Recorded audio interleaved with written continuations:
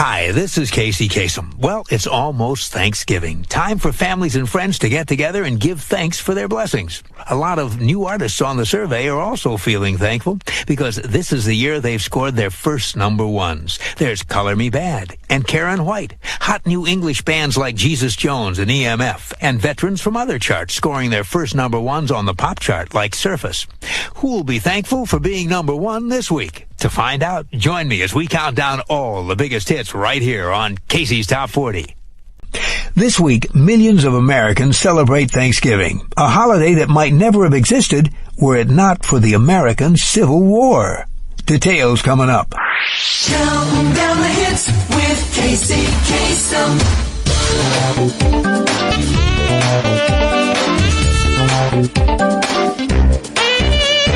Counting down the hits with Casey Kasem.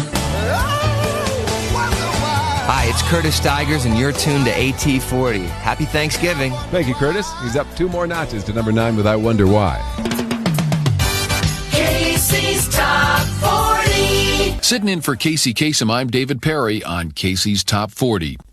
Now it's time to open our scrapbook to the chapter on nursery rhymes and the story behind a rhyme that's been called the most famous words in the English language. It's a nursery rhyme that, unlike a lot of others, doesn't date back to the Middle Ages. This one was written in 1830 by a lady named Sarah Josepha Hale.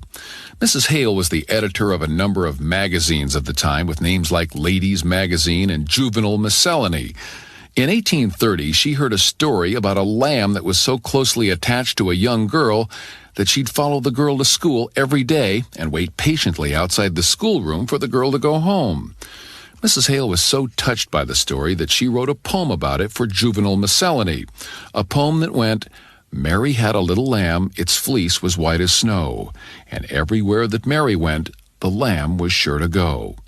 That rhyme became a popular song, so popular that when Thomas Edison tested his new invention called the phonograph in 1877, Mary had a little lamb were the very first words he recorded. Writing that verse would normally be enough to ensure Mrs. Hale her place in history, but it wasn't her only major accomplishment. During the terrible years of the American Civil War, she felt something was needed to pull the country together, and so she came up with the idea of a holiday that would commemorate a meal the Pilgrims had with the Indians they met at Plymouth Rock, a holiday that came to be known as Thanksgiving after President Lincoln agreed to its creation in 1863. Not bad for a lifetime. Mrs. Hale created both Thanksgiving and gave us Mary Had a Little Lamb, a page from our Top 40 scrapbook. Now, on with the countdown. Hi, this is Aaron Neville, wishing you and your family a happy Thanksgiving.